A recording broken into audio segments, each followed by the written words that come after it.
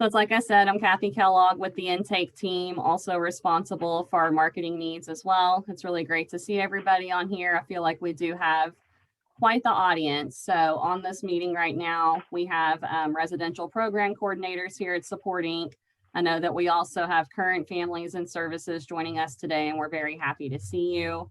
We also have potential families joining us, case managers and ARC advocates. So I really appreciate everybody that's joining us for this conversation. For the panel of experts today, we have Cindy Krudlebaugh. This is my supervisor. She's been with the agency for 21 years now and is very well versed on the changes that our program has gone through in recent years and the recent changes that have been implemented in the last month or so. We also have Brian Sluzar on here, and he started with Imagine and then joined us about 3 years ago. Just one thing to know about the Loveland team is that they hold the majority of our family caregivers. And so Brian is very well versed in what that program looks like up north. So we'll go ahead and get started with our PowerPoint presentation. This should last about half an hour, and then we will open it up to questions and discussion towards the end. Let me share my screen real quick.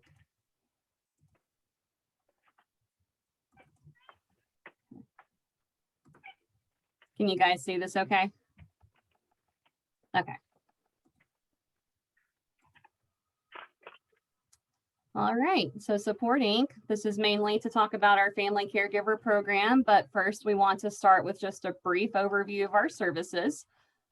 So we are people helping people. We got started in 1989 when Dennis Kirkman found out that there was a need for 12 individuals to be served in an apartment setting in the Denver metro area. So he found out that another agency was giving notice on their individuals, and that person was actually about to dip out and move out of state. So that's kind of how we got our start, and we are proud to relay that we still have a small handful of those individuals and services with us today, 33 years later. Just a quick overview of our residential services. So we have the family caregiver option, which is what we will delve into here soon. We also have host home options all along the Front Range. I believe we currently have about 125 homes to choose from. So that's going to be all the way north past Fort Collins in the Wellington area. We go all the way down south into Colorado Springs. And we actually serve a small amount of people on the Eastern Plains as well. In addition, we have individuals living in their own independent settings. So whether that person comes to us already set up in an apartment, maybe they need us to help them take over their lease and their utilities and things like that, we are happy to provide services to people that are already in a well-established apartment. Other times we have unique situations. So we might start someone out with a family caregiver program, and then that person wants to eventually move on their own. So we are happy to help those individuals set micro goals for a year or two, get them prepared for what independent living looks like, and then we help those individuals transition from the family caregiver program to an independent setting as well. Lastly, we also offer respite for individuals that sign up with us for residential services. So if a family is in need of respite options, or maybe a host home provider is taking a vacation out of town, something like that, we're also happy to help you explore options for those needs as well. Next, we quickly have our value-added services. So this would be our benefits specialist, our nurse case manager, and our nursing team. And we also have a clinical team as well, which I believe added a new person yesterday. So that would be 11 master level clinicians. So our benefits specialist, Lily Kirkman, she's been here now with the agency for about 7 years. She can help us with things like ordering supplies, answering any sort of benefits questions that people may have. She offers resources through the RPC. So if you ever have any questions for her, you would run that through your coordinator, and that person would get connected to Lily for you. We also have Medicaid redeterminations, and if there's ever a lapse in benefits, Lily is really awesome helping us with things like that. Next, we have our nurse case manager, so Morgan Struck. She's been with the agency for a few years now. What I really like about Morgan's perspective is that she's a registered nurse and she also has host home experience. So she really does understand what it takes to serve someone well in this field. We also had a new nurse join us recently, Heather, and she's been a great addition to that team. And lastly, we have our clinical services. So we do more than just ABA at this agency. We also like to use mental health interventions and work with individuals with comorbid diagnosis. So basically what that means is if an individual has mild IDD and maybe they also have bipolar disorder, or OCD, or intermittent explosive disorder, things along those lines, we're able to work with individuals with multiple diagnoses. I know that our director is Kurt Maurer, and he is certified with the ABA as well. So the supervision that our clinicians receive is top notch. And lastly, I just wanted to point out that we also foster an inclusive and supportive working environment for everyone. I know that Nick Manning heads up our DEI committee, diversity, equity, inclusion, and they're doing great things internally with the agency and also focusing on projects that include partners in the community. And in the last 3 years in a row, we had an employee survey that was anonymous, and 100% of individuals working at Support Inc. would recommend this as a place to work. So we really do pride ourselves on having an inclusive and supportive working environment for everyone that we serve, and that also includes our families. So just quickly breezing through host home, independent settings, and respite. What sets us apart when it comes to these services? One thing that we are happy to do is to place a person-specific ad on multiple platforms. So the software that we use will help, we can put an ad on there and then it sends it out to multiple spaces. So whether that's Indeed, Monster.com, Craigslist, whatever you can think of, we're happy to advertise a person-specific need for a host home or respite setting, just depending on what you're looking for.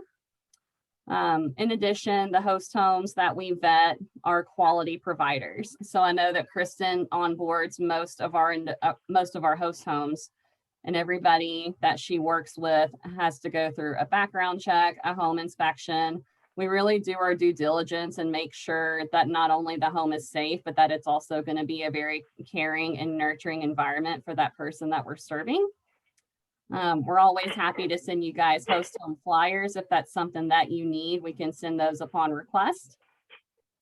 Again, we're also happy to offer apartment settings for individuals that can self-administer medications.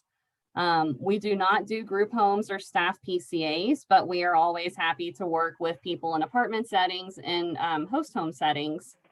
And then if there's ever respite that is needed, of course, we like to plan those things as far in advance as possible. But on the off cuff that you need like unexpected respite, we do try to provide that when we're able to do so. So this is just an example of a host home flyer, and I do apologize that the font is so small. I tried to fix that before this meeting and I was unable to do so. But with our host home flyers, we want to show a picture of the outside of the home, the inside, and then give you a sense of what that person looks like. So we also have a picture of this lovely couple below. We have the address, the cross streets of the home, a brief description of the home. So it looks like these folks have a basement for an individual that could live downstairs on their own, but also still have that host home provider supervision that's needed at that time. Some of the things we like to discuss on our flyers are the people in the home, pets, yes or no. Some people love dogs. Some people don't want to live with dogs. What sort of family activities do they like to do? What sort of things do they like to cook and eat? We also have a brief paragraph at the bottom that explains their experience. And then if there's a family that needs a host home for respite or maybe a long-term host home option in a couple of years, you guys can just reach out to us and we will help facilitate that meet and greet for you to get introduced to them. All right, and I'll go ahead and kick it over to Cindy for this slide. Thank you, Kathy. You do such a good job. And thank you all for attending. So one of my favorite programs here at Support Inc. is the Family Caregiver Services Program. We're able to provide support. We're able to really watch families be successful with their certain situations, kind of where they're coming in. Just so much fun to watch. We can hire parents. We can also hire the siblings if they want to provide services to their family member, relatives. We have so many different unique situations. So we really work within each family's dynamics to make sure that we're providing what they need. We're not providing too much, trying to be as non-intrusive as possible, but also there for each step that they have with their loved ones. Many times the families are coming into the services and the DD waiver for the first time. So we really try to handhold and help them understand what the DD waiver is, and also help them with any kind of services that they need, and also work within the services that they already have. So not a lot of changes. If something's working well with their family member, that remains. So just some really awesome success stories. If we had more time, we could really dive into those. Okay, so when we first started Family Caregiver Services, we were only able to offer that the family becomes one of our employees at Support Inc. And sometimes we felt like the families believed in Support Inc., but they just didn't want to be an employee. They really would have preferred an independent contractor status. So we listened, and recently we started offering both options. So a family can be onboarded as an employee. They can work with our healthcare benefits, receive 401k, they can receive the Kaiser benefits, all of that. They're paid hourly, kind of on a 40-hour work week.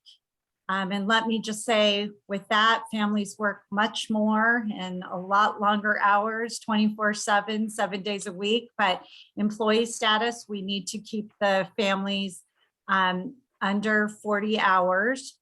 Independent contractor status is really what people were asking us for. They wanted to be paid similar to what a host home provider is paid. It's just one daily rate, tax exempt, and a little easier to manage, I guess, for busy families, because they don't need to go through some of the paperwork for the benefits and that type of thing. So we're having great success with both options, but lately independent contractor seems to be chosen the most. If you are a current Support Inc. family caregiver on our webinar today, and you are interested in changing to an independent contractor status, or you have more questions after today's webinar, feel free to reach out to your residential program director or your residential program coordinator or the associate director, and let them know that you'd like to talk about some of the options that have changed recently. Okay, so we even have a summary sheet, and maybe that's a good start for our current providers if you're on here today. It really breaks down the difference between employee and independent contractor in a very simple document. The independent contractor, like I mentioned, doesn't have access to our benefits. It's a daily rate. You're paid monthly. The pay structure, we negotiate the rate, and we're able to really provide a good pay. Where lately we've been matching any other competitors, really taking into consideration the family and what they need. We usually start at a 60% kind of split. but lately we've been offering a lot more. Plus, we just started rolling out a sign-on bonus, which is not on this sheet, but I wanted to add that real quick. Really trying to help families get started in this awesome program. Let's see, tax exempt with the independent contractor. And when you start with us as an employee, there are some mandatory employee taxes that you have to pay, Social Security and FICA. So that's a little different with the taxes. We offer, or we request, I should say, professional liability, whether you're an independent contractor or an employee. So lots of differences, but a lot of similarities with our trainings, all of our Medicaid regulations, everything that we're trying to follow is the same with either employee or independent contractor. But hey, now you have an option, which is always nice. So that's why we love to present this information to potential families that are on and also our current families. I'd like to now introduce yet again Brian Sluzars, and thanks again. Brian and his team does an amazing job with all of the families. So just wanted to give a shout out to the Loveland team. Kathy and Cindy are also awesome.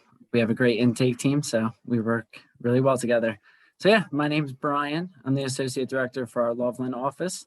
So really our northern region. We serve really anyone who lives north of Denver Metro. So I'm here today just to talk a little bit about our residential team and then what family caregiver services look like with our agency.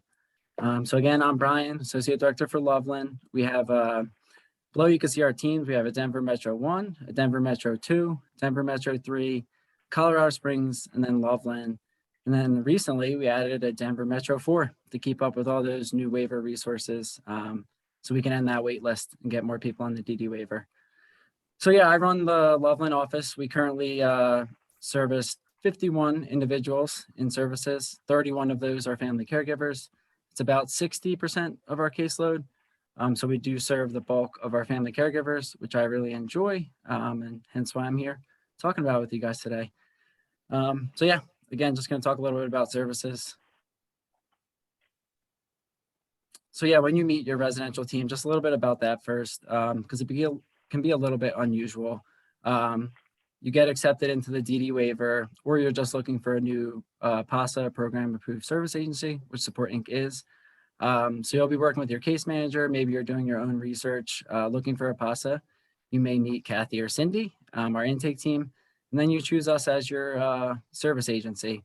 We then conduct an enrollment meeting, which is really just like a service plan meeting, where really you're just enrolling into the DD waiver or into services with Support Inc. So that's when you'll meet myself, the associate director, and then your residential coordinator, who will be your 2-point people overseeing your case and working with you. We generally like to do a first in-person meeting that first week. So for example, you had a May 2nd start date yesterday. Me and my team, we really want to get out and meet you this week in person, get to know you, start building that working relationship. We're here to serve you. So again, just trying to get to know you and really the needs, supports necessary, things like that. From there, we meet bi-monthly. That's the requirement, is that we have to meet bi-monthly. We're happy to meet more than that, especially in the beginning. I think it's really good to meet monthly, again, just so we're building that working relationship. But that's kind of how the residential team operates from the start to ongoing, and then just providing that ongoing support. All right, so getting into our services and philosophy. I think Cindy touched on the employee independent contractor status as well. Additionally, you can also be unpaid. We have, not very common, but we have a few family caregivers that are retired, receive their own benefits, so they're actually unpaid. They're not an employee or an independent contractor. The residential funds just go to a variety of other services, which I'll kind of touch on. So really the main philosophy and services with the family caregivers is person and family centered. Something Kathy said in the beginning, that she called me an expert, which I appreciate. I think I am very knowledgeable, but ultimately the individuals and services and their families are the experts. And that's really what we try to do. You guys know what services you need the most. You guys know the individual, your loved one, better than anybody. So really, me and my team want to get to know you guys and how we can best support you. And that's really being person and family centered. It goes way beyond just paying the caregiver, which is ultimately good. You guys do harder work than anyone in the world, so you should be paid for that work. But we have really personalized services. So Kathy touched on like respite, getting you guys respite, staffing to give you guys a break, someone else to help out. Some other things we do is music therapy is a cool one, not covered in the waiver, but it's a service we can pay for through the residential funds. We have a handful of individuals where we pay for their music therapy. Physical therapy. I had a really cool story of a family who moved here in the fall from Kansas. They really liked a physical therapist and birthed it, but she didn't accept Medicaid. And talking with that mom, I was like, we can pay for that. So her daughter's able to see the physical therapist she likes and wants to see, and we're able to just pay for that, even though they don't accept Medicaid. Bathroom renovations, home modifications, car repairs, all services we can kind of cover. Again, whatever the individual or family needs. Some cool, unique stories we have. One of our family's mom's unpaid. Her son likes to go to Thailand, loves to go to Thailand. Hasn't been able to go in 2-3 years now due to COVID. But before COVID, we would use all his residential funds to send him, his mom, and his sister to Thailand for a couple weeks. Like I said, during COVID, he wasn't able to do that. So what we did with those residential funds is we actually bought him a tiny home to put in his backyard. He has a lot of anxiety, doesn't like to leave the house. So we worked with him, his team, and we decided let's buy a tiny home, a little RV for him. It could be his office. We call it his office. So he'll have breakfast with the family in the morning, and then he heads out to his office in the backyard and he develops video games, plays on the computer, does fun things in there. So just a cool example of being really person and family centered. Again, that's what we're here to do. We're here to serve you guys. And I always tell families there's really nothing off the table. So really whatever you need, we can probably make it work and cover it through the residential funds, just working together. So yeah, that's the cool, fun part. Now to talk about the boring part, in my opinion, the compliance and paperwork. So yes, as a family caregiver, there does come with compliance and some paperwork. So you have to track medications daily. You got to do a weekly summary report. You got to do quarterly fire drills, just to name a few. And really just balancing that compliance and paperwork. My philosophy, and I think Supporting's philosophy, is we will never put paperwork above people. So the people always come first. So yeah, again, we will never put the paperwork, the compliance over the people. But we also have a saying, good compliance is good care. So we need to do those medication reviews. We need to do fire drills, things like that. A good story of that philosophy is I had a dad who called me when I sent the fire drill reminder to all our family caregivers. He called me. His daughter, our individual in services, was set to have a surgery. His mother-in-law was on hospice, very sick. While at the same time, he's working on her Medicaid redetermination paperwork, which some of you know is an intense document that needs to be submitted. So he called me. I was like, I'm not going to get the fire drill done. And I told him that's absolutely fine. All that other stuff is way more important than our fire drill. We'll get to that when we can. Our quality assurance department may not be happy with that comment, but again, that's just kind of the philosophy we take. The compliance is important, but again, we're not going to put that over our people or the individuals and services and those needs. So yeah, got to do compliance, got to do paperwork, but we really try to balance that with customer service, and supporting the individuals and services and our families is way more important than any of that. And then just lastly is that ongoing support. We're here for whatever you need. Like I said, bi-monthly visits, but we're happy to meet way more frequently than that. I always tell people, call, email us anytime. That is what we're here for. We're here to serve and support you guys. So yeah, that's just a little bit about our residential services, our philosophy here at Supporting. And I will be quiet and turn it over to Kathy. Yes. Thank you so much. That was super thorough and I greatly appreciate it. So just to wrap up our presentation, we want to reiterate that we can now offer the employee route for family caregivers and an independent contractor, just depending on what your needs may look like. We do offer creative budgets, and just like Brian said, we do also offer unpaid family caregivers to those that need it. And with the recent offering of the sign-on bonuses, that's certainly something we can talk with you guys about as well after this meeting if you have any questions. So I do believe that that concludes our presentation, and just wanted to thank you guys for joining us. We do still have a half hour. If there's any questions, comments, anything that you guys wanted to learn more about, then just feel free to ask.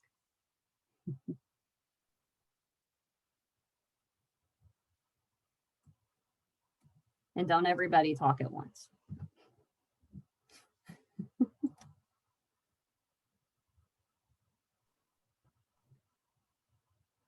While you think about your questions you have, I wanted to also introduce Kristen Kemp, who is in the intake department. She is here. She's always so supportive of any kind of presentation. Kristen is going to be celebrating 20 years on May 14th with Support Inc. And I just wanted to say that. Make sure we get that on video as well, KK. She also said she was going to do some baton twirling for us today, so we're ready. No.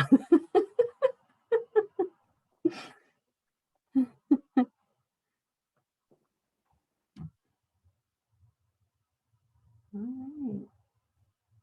Feels like a very quiet group of people today. No questions, no comments.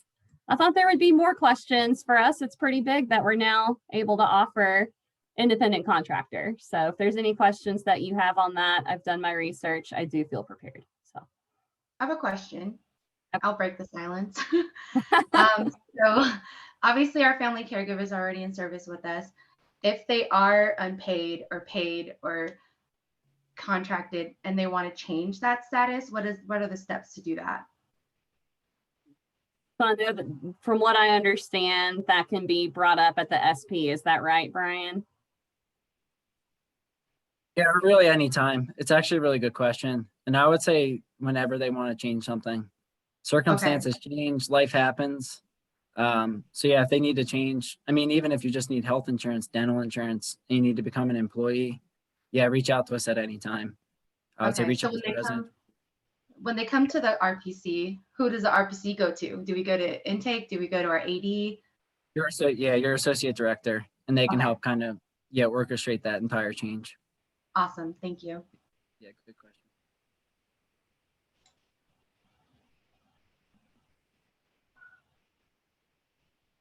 Prude is asking information comparing the two options. That's definitely something we can send you for sure. I will grab your email in a private chat.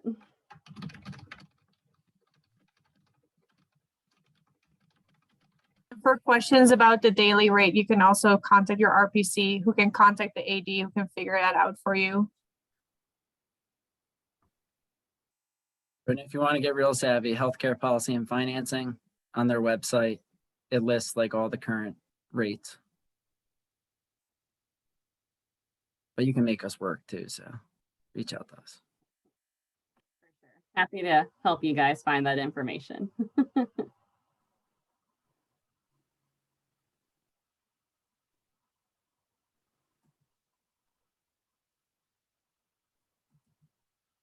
All right.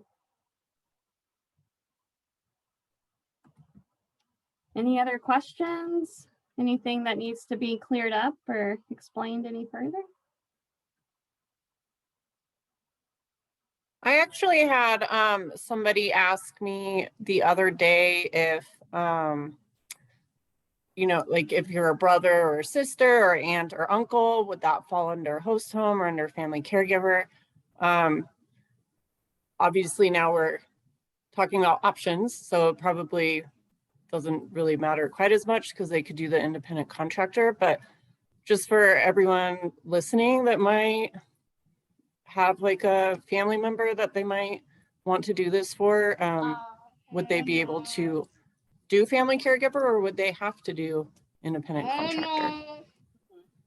Yeah, so really each situation is unique and it just depends on what that family's looking for. But now that we offer the service both ways as an employee or an independent contractor, it's really just up to them which route they would want to take. So as long as they are a blood relative, they would be considered family caregiver regardless. But now they can have the payment as if they are a host home. So they would be paid once a month. It would be a daily rate instead of an hourly rate. And then I think the other big difference is going to be that tax piece that was in the chart. So. Good I question. believe also, Kathy, if it's an adoptive family, that would also count as family caregiver, right? Yes, and And I also see also- what, oh, sorry, go ahead. I tried to be quiet. It also is a really good option for families that are new to services. They're not quite ready for a host home setting or an apartment setting. So it's like a bridge where some parents want respite and then are kind of casually looking for a host home setting or host home provider, and intake and the team will assist in that. So sometimes the families are actually getting respite from people that end up being their host home providers down the road. Or maybe the family says, that's not what I want. I just want my family member at home with me. There's never any pressure or obligation, but it's just nice to have some steps that supporting can follow the family with to provide continuity of care. Martha, I think you asked a really good question in the chat. What is the DD waiver? It's a really good question. A lot of times we talk in acronyms in this field. So the DD waiver is the home and community-based DD waiver. It's really where family caregiver, host home, those services are eligible on that waiver. It's a long-term care Medicaid waiver. So anyone under 18 is generally on the CES waiver, which is the Children Extensive Services. It's been a while since I was in case management, but yeah, CES is for anyone under 18. There's the supported living services waiver for anyone over 18 that's not eligible for the DD waiver. And then the DD waiver is considered the comprehensive waiver because it includes that housing, the host home piece, the family caregiver piece, where housing is kind of guaranteed and our agency is responsible for overseeing that and providing it. There's also a whole bunch of other waivers like elderly, blind, and disabled Medicaid waivers. So yeah, they're just long-term Medicaid waivers that individuals with developmental disabilities are eligible for.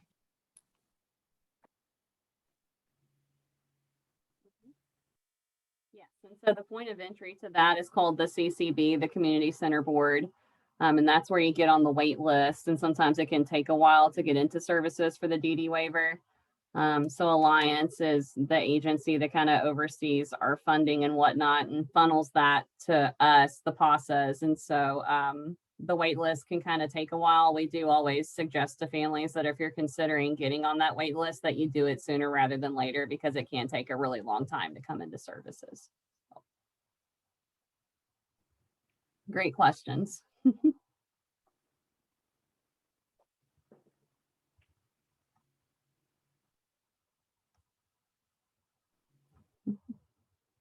there any other questions that anybody had, any comments or anything?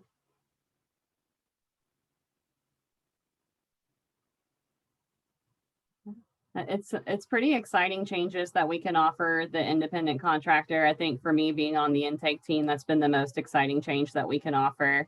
I personally know that there were so many referrals that I worked on last year, families that I really wanted to bring into services, but what they were looking for was independent contractor. And as a result, we just weren't able to serve them. So it really is an exciting thing for us to be able to offer this. And now that families have choice, it's pretty easy for us to break down those details if anybody has any questions in the future. I think we have over 85 families that are currently with Support Inc. So that says something, right? So we're always happy to meet new folks and see what we can do to help out. I had another question. Approximately how long does it take once somebody approaches you and says that they want to start with Support Inc? About how long does it take to go from like point A to point B, the whole intake process before they're able to start getting paid and all of that? Yeah, so each case is going to be different, and we tell families that we like to move at the speed that they need us to move. So some families, granted, if there's no emergency situations or anything, if we need to get them onboarded in a week, we will try to move fast for them if that's needed. I also have a placement on my caseload right now that's taken 5 months. You know, each family can be so different. So it really just depends on what sort of issues are they coming to us with? Like, do they need us to expedite this placement for them for whatever reason? And then other families tend to move incredibly slow. So it really just kind of depends on what that need looks like. But we do try to move at the speed that is needed from us. So a quick summary is background checks from everyone 18 and over in the home. Families don't have to fill out an application. We've got training, which is basically a Relias training that the family gets a link on their computer to start working on those modules. They need to get the QMAP or medication certification training done, first aid, CPR. Those items are probably the first steps of onboarding to really move fast with. We do a home inspection, making sure that smoke detectors, fire extinguisher, first aid kit, all of those are in place, even though I have my first aid kit in a shoebox and not an official first aid kit. But those are what we're looking for to start services. So I've had a family, actually, as long as they're willing to get the training done, it could be a week turnaround. And just like Kathy said, all the way to a few months, depending on how busy they are, what they need. For sure. I see another question. What do we need to do to get vacation help to take the person receiving care? So if I'm understanding this question correctly, it sounds like if you want to take an individual with you on vacation. So I know we had a unique situation one time where we had a DSP, that's a direct support professional, actually taking a young gentleman up north in Colorado on trips, which was pretty cool. So I think they were going to national parks in California, if I'm not mistaken. We do have those arrangements available when we have the staff. So really some of that's going to be staff dependent. And again, it depends on that person and their needs and what do those needs look like. So if someone needs assistance with mobility, that might be different from someone that's considered a little higher functioning and might not need so much help on that trip. So what I would say is putting in the request sooner rather than later is helpful. And then also, if you're a family caregiver and maybe you have a sibling or a family member that can help you with that respite piece, we're also happy to pay those individuals out of the budget to give you that additional support that you need.